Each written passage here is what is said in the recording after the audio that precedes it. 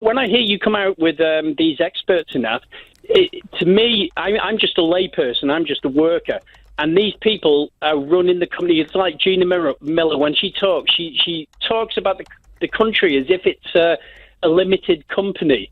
And for me, I don't see the same things as these people. I don't see these. I'm not going to get these vast profits due to mass migration. I'm not going to get these vast profits due to trade and everything.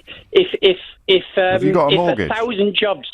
Sorry? Have you got a mortgage? Yeah, I have got a mortgage. But I will never ever be able to. You have interest rates on your mortgage. Yeah, well, so that's the top line it's of fixed mortgage anyway. The top line of Mark Carney's analysis is, of course, house prices and interest rates, which has nothing to do with big business and everything to do with people like you, David. Well, yeah, but the thing is, if I was going to lose some money on my house and that, I mean, house prices are over exaggerated anyway. I mean, they've gone berserk. You want to lose money on your house? I do, well, nobody wants to lose money, but I think in a modern society, I think so if the house comes down in value, if interest rates go up and the house comes down in value, you could end up owing more than the house is worth, of course. But you also assume that I could afford to actually sell my house, and the way I'm not assuming anything, mate. You're the one that wants it to be worth less than it is now. I will probably be in this house until I die because I couldn't afford to. Well, let's hope that you don't move into negative equity then, because unless your income goes up, which he's also saying it won't, you could end up not able to meet your own. But it has. Not able to meet your own mortgage payments. So let's just go back. James, hang on, mate. I want to go back to what you. James, can I just say? No, you pulled me up on the thing there. You said about negative equity. Yes. Right. And since the Brexit vote, and since the flood from the EU has been drying up a bit, there is a lot more work. There's a lot more opportunity, and the wages have gone up.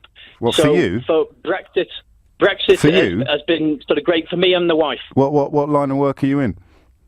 Well, I do, mine is sort of applied physics and that. I do research and development, but hers is So you've got your wages gone up in the last 3 years as an applied physicist doing research and development. Did you hear Sir Paul Nurse on the programme? Especially with the wife's pharmacy, because what was happening was these companies were going abroad and they were recruiting pharmacists from abroad, so the wages here just dropped because there was this influx of pharmacists. Okay. Since the Brexit vote, it's dried up a bit.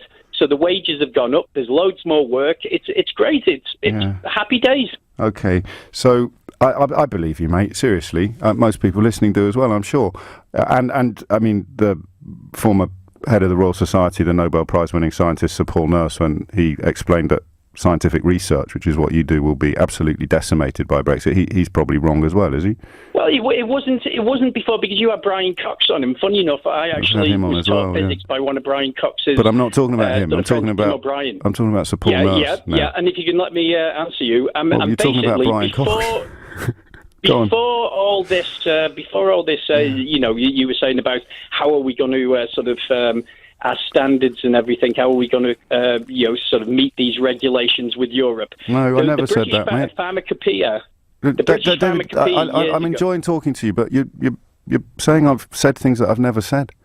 So here's why you rang in. You rang in to say Mark Carney doesn't really speak about things that are relevant to me. Yeah, I can't really relate to him. Can I just have a little go? Sure. Oh, thanks, mate. Go on, have a pop. No, it's not a pop. I just want to remind you of what you said. Okay. Because often these people forget. You said that he doesn't really speak about things that affect you.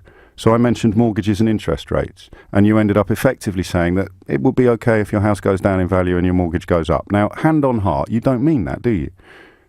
If I sometimes think that... No, again, hand on heart, you don't mean that, do you? If I said now, here's the choice, okay? Here is tomorrow. Your house is worth less and your mortgage costs more, or you stay where you are now. What would you choose, David? If it meant a good... No, David, simple, A or B. If it meant that my children could afford houses and they could have a better future... So you're on the radio now saying you want your house to go down in value and you want your mortgage payments to go up. Nobody wants it, but I would accept it for a better future for my children. So that's what I'm asking. Do you want it? Country. So you think your children are going to have a better chance of getting on the housing ladder if interest rates go up?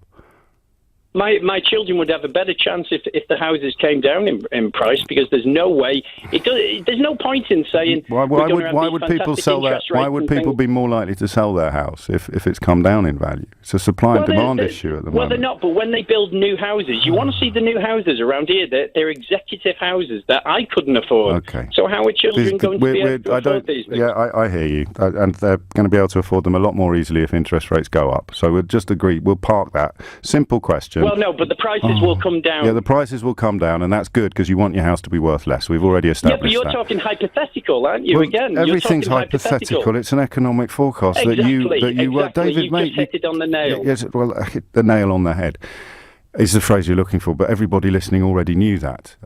So here's the thing: why do you think Mark Carney exaggerates or fibs? What do you think's in it for him? I don't think he does. So he's right then. He's right about everything. He looks at things from a totally different perspective.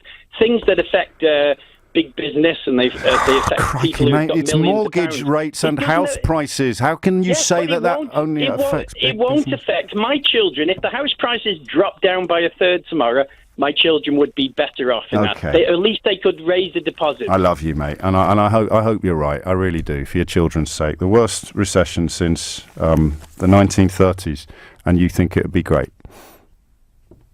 No, I didn't say it would be great. I was saying you've got a different interpretation. Well, I have. Yeah, I think crashes are really bad, and you don't, and that's fine.